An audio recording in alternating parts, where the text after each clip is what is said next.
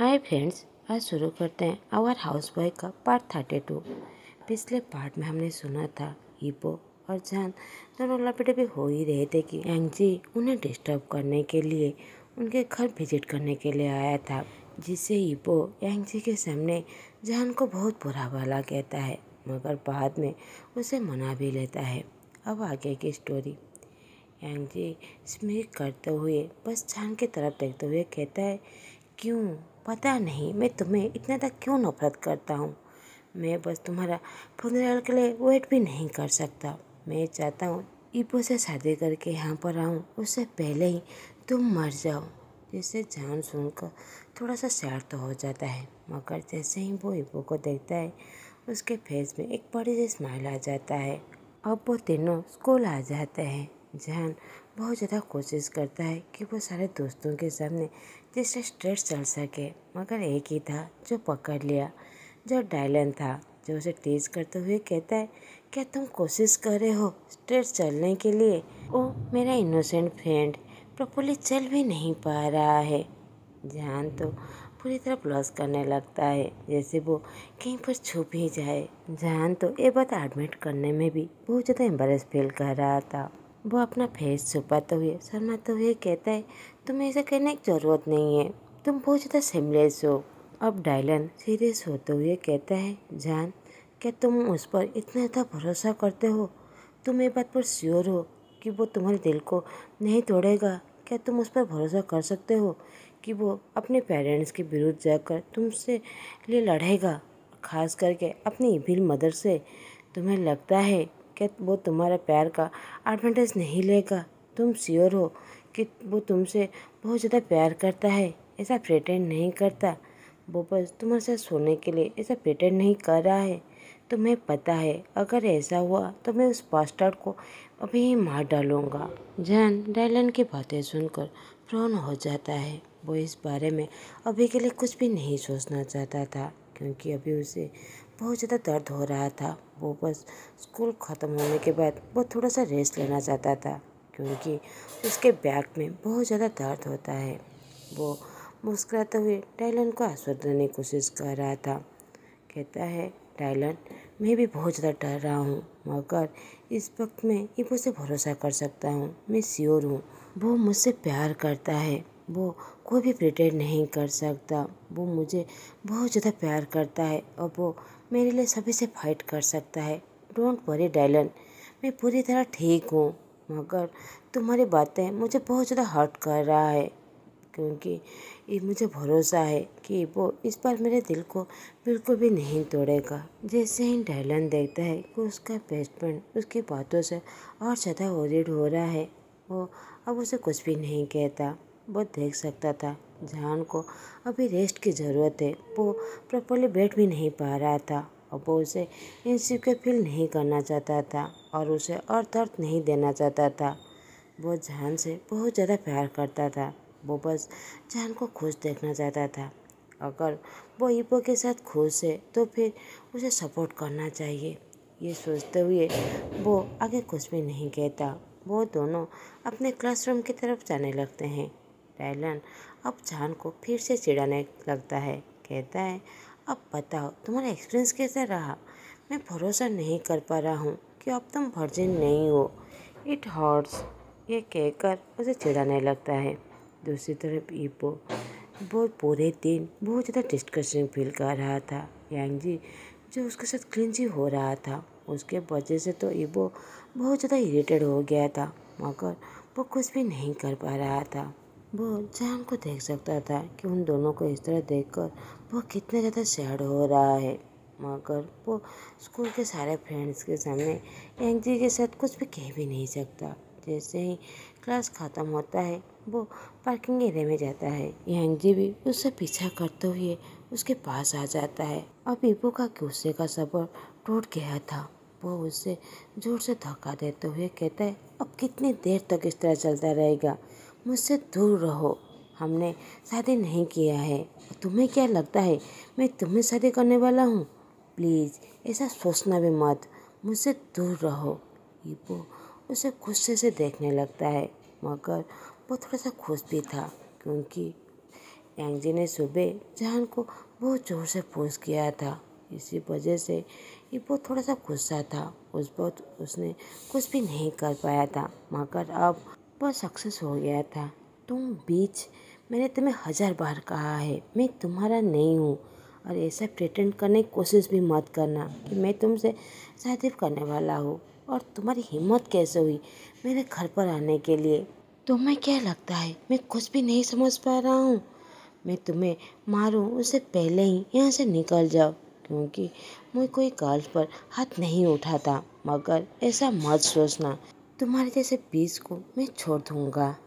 इबो देखता है जान डायलन के साथ आ रहा है, तो इबो जान के हाथ को पकड़ते हुए कहता है, थैंक यू डायलन उसे लेकर आने के लिए।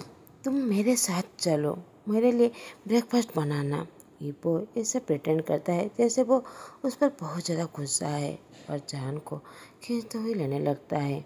वो दोनों तो पूरी तरह सरप्राइज थे। क्या ब्रेकफास्ट या फिर लंच? वो दोनों एक दूसरे की तरफ देखने लगते हैं। डायलन तो अपनी हंसी को छुपाने की बहुत ज़्यादा कोशिश कर रहा था। जैसे ही डायलन अपने कार के अंदर बैठता है, वो अपनी हंसी को अब नहीं रोक पाता। इबो की बातों से वो बड़ी जोर से हंसने लगता है। इबो जान को अपने कार में बिठाकर वहाँ से चला जाता है। यांगजी जो अभी भी वहीं फ्लोर पर बैठा हुआ था, वो गुस्से से अपने दांतों को ग्रेट कर रहा था। अगर तुम्हें जान में कोई भी इंटरेस्ट नहीं है तो फिर तुम मुझे ऐसा रिजेक्ट क्यों कर रहे हो? जरूर कुछ न कुछ तुम दोनों छुपा रहे हो, बस ये प्रिटेंड कर रहे हो कि तुम जान से नफरत करते हो, मगर ऐसा नहीं है। ये सोचकर वो फ़ोन में मिसेस सुसन को कॉल करने लगता है। मिसेस सुसन कहते हैं, क्या हुआ? वांग मेंशन गए थे चेक करने के लिए, क्या इबो आज स्कूल नहीं आया था? यांगजी झूठ मूठ के रोने लगता है और उसे सारी बातें कहने लगता है कि वो किस तरह उसे धोखा दे दिया और उसका रिस्पेक्ट नहीं करता।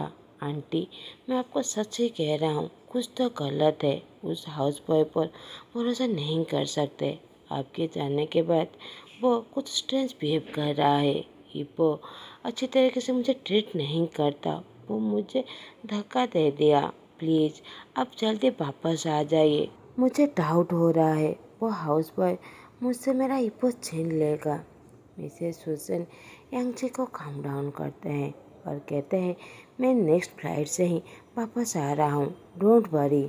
अगर जान ने ऐसा कुछ भी किया होगा मुझ पर भरोसा रखो, मैं उसे उसके पेरेंट्स के पास पहुँचा दूँगा। यांगजी कॉल एंड करते हुए स्मिक करते हुए एक भीतरी से स्माइल देता है। लेट्स सी इपो, अब देखो तुम मुझे कैसे अवॉइड कर रहे हो और ऐसा प्रिटेंड करते हो कि तुम दोनों जैसे एक दूसरे से नफरत करते हो। क्या मैं इडियट हूँ? इतना नहीं समझ पा रहा हूँ। तुम्हें ब्रेकफास्ट करना है, अब तुम अच्छी तरीके से कर सकोगे। ये कहकर वो डार्कली मुस्कुराने लगता है और अपने आप से प्रॉमिस करता है कि वो कुछ भी करके सारे प्रूफ लाएगा कि वो दोनों एक साथ है। वो सभी से जो छुपा रहे हैं उसे प्रूफ लाकर वो सभी को दिखा देगा। जान, मैं तुम्हें मार डालूंगा। दूसरी तरफ संज्ञान और वैनहन, जो उस नाइट के बाद से वैनहन संज्ञान को अवॉइड करने लगा था।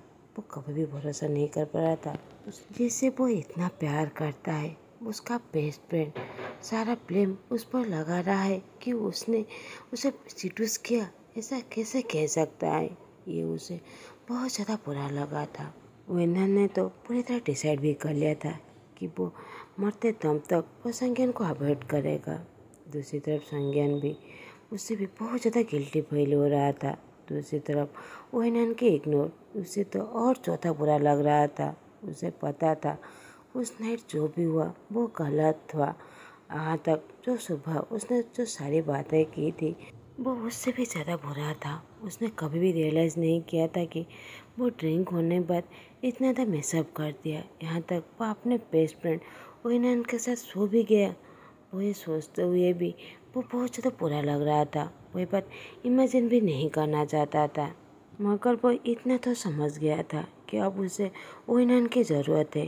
जान उसे अभी छोड़ के जा चुका है। अब वो अपने बेस्ट फ्रेंड को इस तरह नहीं खो सकता। वेनन के अबोर्ड को अब वो बर्दाश्त नहीं कर सकता। उससे बहुत ज़्यादा सफोकेटेड फील कर रहा था। अंदर से उसे बहुत ज़्यादा मार रहा था। उसे पता नहीं था क्यों उसे ऐसा फील हो रहा है कि वेनन के बगैर वो एक दिन भी नहीं जी सकता। उसे अपना बेस्ट फ्रेंड चाहिए। अब संज्ञान डिसाइड कर लेता है कि आज ही स्कूल खत्म होने के बाद वो वेनन से बातें करेगा। ये बात श्योर था कि वो पहले की तरह बातें नहीं कर सकता, थोड़ा सा डिफरेंस होगा, मगर उसे बातें करना ही पड़ेगा। जब से वो जान को डेट किया था वो दोनों अच्छे दोस्त भी नहीं रह पाए थे, अच्छी तरीके से बातें नहीं कर पा रहे थे, मगर आज उसे सब कुछ क्लियर करना पड़ेगा। फाइनली जैसे ही क्लास खत्म होता है संज्ञान जल्दी से अपना बैग पैक करके वो दौड़ने लगता है।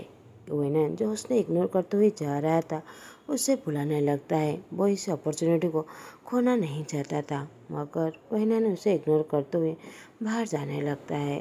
अब संज्ञान गेट बाहर उसके इंतजार कर रहा था। वो देखता है वेनन और उसके बहुत सारे दोस्तों के साथ वो आ रहा था। वो उसका वेट करने लगता है। अब सभी वहाँ से चले गए थे, मगर वेनन को उसने देखा नहीं। उसे लगा शायद उसने वेनन को मिस कर दिया और मन में कहता है वो एक साथ अपना जान और वेनन दोनों को ही खो दिया है। अब वो थोड़ा सा वेनन पर नाराज भी हो जाता है। कहता है कैसा दोस्त है वो मेरा, मैं यहाँ पर धूप में यहाँ पर खड़ा हुआ हूँ, वो मुझे देखकर भी इस तरह अवॉइड करके चला गया। हम लोग बेस्ट फ्रेंड थे, फिर भी उसने मुझे इस तरह इग्नोर नहीं करना चाहिए। वो सारी ब्लेम अब वेनन पर करने लगता है। जब संज्ञान ने सारा होप खो दिया था, वहाँ से जाने ही वाला था कि वो वेनन को देखकर उसके फेस में एक बड़ी सी स्माइल आ जाता है, मगर कुछ ही सेकंड में वो गायब हो जाता है। जब वो वेनन को अपने सीनियर के साथ आते हुए देखता है, वो दोनों एक दूसरे को टीज करते हुए आ रहे थे। वो दोनों हंसते हुए बहुत ज़्यादा करीब आ जाते हैं, जैसे एक दूसरे को एक ही सेकंड में किस करने वाले हो। संज्ञान अब खड़ा नहीं हो पाता। वो दौड़ के जाकर सीनियर को धक्का देते हुए वेनन के हाथ को पकड़ लेता है। वेनन तो अपने हाथ छोड़ने की कोशिश कर रहा था। संज्ञान जो बहुत ज़्यादा जेलस हो जाता है, अपने मन में सोचने लगता है वेनन बहुत ज़्यादा सरल है, उसे कुछ भी समझ नहीं पा रहा था वो सीनियर उसे क्या चाहता है।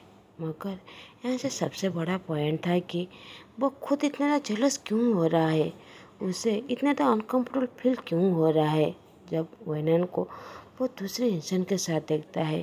क्यों एग्जैक्टली वो क्या फील कर रहा है? क्या ये प्यार है या फिर इमोशनल अटैचमेंट, या फिर वो बस उसकी सेक्सी बॉडी पर इंटरेस्ट है?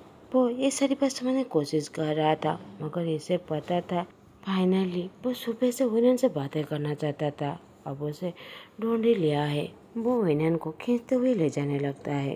अब वेनन चिल्लाते हुए कहता है संज्ञान इयन मेरा हाथ छोड़ो, क्या कर रहे हो तुम, क्या सोच रहे हो, मुझे छोड़ो। सुन बे, मेरा वेट कर रहा है, हम लोग मिलकर काम करने वाले थे, मेरा हाथ छोड़ो। मगर संज्ञान तो उसकी कोई भी बात नहीं सुनता। वो तो वेनन से स्ट्रांग था, इसीलिए वेनन जितनी भी कोशिश कर ले वो तो उसे छोड़ने वाला नहीं है। ऊपर से वेनन उसके आंखों में गुस्सा देख सकता था। अब संज्ञान वेनन को लेकर कार के अंदर बिठाते हुए कहता है यहीं पर चुपचाप बैठो, मैं देख सकता हूँ तुम दोनों क्या काम कर रहे हो। स्कूल में एक दूसरे को किस कर रहे हो, फकिंग बास्टर्ड। और तुम उसे अपना दोस्त सुन बे, वो आगे कुछ भी नहीं कहता। कार के डोर को उसके मुंह पर जोर से बंद कर देता है और वो अपने सीट पर बैठकर वेनन को ग्लेयर देते हुए वो कार चलाने लगता है। वेनन भी संज्ञान का गुस्सा देखकर वो भी उसे कुछ भी नहीं पूछता। वो तो उसे बहुत सारा सवाल करना चाहता था, मगर ये राइट टाइम नहीं था। वो संज्ञान को इतने दिनों से अवॉइड कर रहा था क्योंकि उसका बेस्ट फ्रेंड उस पर भरोसा नहीं कर रहा है और सारा ब्लेम उस पर कह रहा है। ये बात सच है, वो हमेशा चाहता था कि संज्ञान उसका हो जाए, मगर उसने कभी भी ऐसा नहीं सोचा था। वो बस संज्ञान को खुश होते हुए देखना चाहता था, उससे प्यार करना चाहता था, उसके साथ उसका केयर करना चाहता था। वो तो बस संज्ञान को अपना हस्बैंड बनाना चाहता था, मगर संज्ञान ये था कि उसे बहुत ज़्यादा बुरा फील करा रहा था, उसे बहुत ज़्यादा रुलाया था। वो जान का नाम लेते हुए उसे बहुत ज़्यादा तोड़ दिया था। अब संज्ञान अपने मेंशन आ जाता है। वैनंत तो पहले दौड़कर अपने घर तक जाने ही वाला था कि संज्ञान क्विकली उससे पकड़ लेता है और अपने घर में लाकर अपने रूम में आ जाता है और रूम के डोर को लॉक कर देता है और उसके आगे खड़े होकर उसे दोनों हाथों से ब्लॉक कर देता है, जैसे वैनंत वहाँ से कहीं भी ना जा पाए। अब संज्ञान उसे कुछ कह नहीं वाला था कि उसे थोड़ा सा ऑकवर्ड फील होने लगता है कि वो कहाँ से शुरू करे, मगर जैसे ही उसे कुछ देर पहले का सीन याद आता है, वो ओनन पर गुस्सा होते हुए कहता है, तुम उस बास्टर्ड के साथ क्या कर रहे थे? सभी तो 1 घंटे पहले ही निकल चुके थे और सेमलेसली तुम उस सीनियर के साथ किस कर रहे थे? ओनन अपनी आंखें को बंद कर लेता है और वो अपने गुस्से को शांत करने की कोशिश कर रहा था। वो फिर भी गुस्सा होते हुए कहता है, रियली तुम सच में यही कहना चाहते हो? तुम मुझसे क्या चाहते हो? तुम मुझे अपने रूम में लेकर क्यों आए हो? हम लोग जो काम कर रहे थे तुमने उसे बीच में ही बर्बाद कर दिया और तुम मुझ पर ब्लेम कर रहे हो। प्लीज़ स्ट्रेट पॉइंट पर आओ, क्या कहना चाहते हो और मैं दूसरों के साथ क्या कर रहा हूँ क्या नहीं, तुम्हें उसे कोई भी परवाह नहीं। हम लोग के बीच में जो भी हो तुम्हें उसे कोई भी लेना देना नहीं। उसे बहुत ज़्यादा अनोइंग फील हो रहा था कि संज्ञान फिर से उसे ब्लेम कर रहा है। उसे लगा था कि उसे वो अपोलॉजी करेगा, मगर वो उसे बदले वो उसे फिर से ब्लेम कर रहा है। संज्ञान जैसे ही वैनन की बात सुनता है, वो सहाय करते हुए अपने आप को शांत करता है और वो वैनन के हाथ को पकड़ते हुए कहता है, हान प्लीज़ मुझे माफ़ कर दो, वो बस एक मिस्टेक था। उस वक्त मैं ड्रंक था और ये बात मुझे हर दिन दर्द देता है। मैं अपने सेंस पर नहीं था, मुझे रियलाइज़ नहीं हुआ कि मैंने क्या कर दिया। ऊपर से मैंने बिना सोचे समझे बहुत सारी बकवास बातें कर दी। प्लीज़ हान, आई एम सॉरी वो सब कुछ के लिए जो मैंने तुम पर ब्लेम किया। प्लीज़ मुझे माफ़ कर दो। वैनन संज्ञान की तरफ देखता है। उसके आंखों में वो क्लियरली देख सकता था कि वो कितना ज़्यादा रिग्रेट कर रहा है। उसकी आंखों में सिंसियरिटी थी, मगर वो अब नहीं चाहता था। वो संज्ञान को अपना बेस्ट फ्रेंड नहीं बनाना चाहता था। वो उसका बेस्ट फ्रेंड नहीं, उससे ज़्यादा है। वो उसे अपना म्यान बनाना चाहता था। वो बस संज्ञान मुँह से बस एक ही बात सुनना चाहता था, I love you, I want you. मैं तुम्हें अपना म्यान बनाना चाहता हूँ। वैनन संज्ञान से कोई भी अपोलॉजी नहीं चाहता था। वैनन कहता है, ठीक है तुम मुझे माफ़ी मांगना चाहते हो, तुमने जो गलती की उसके लिए ठीक है, मैं इसे एक्सेप्ट करता हूँ। अब मुझे जाने दो, मुझे सुनबे से मिलने जाना है स्कूल के प्रोजेक्ट में काम करने के लिए। अगर तुम्हारा हो गया हो मैं जाता हूँ। वैनन वहाँ से जाना ही वाला था कि संज्ञान उसे रोक लेता है। वो उसे कुछ कहना ही चाहता था, मगर उसकी नज़र वैनन की लिप्स पर जाता है।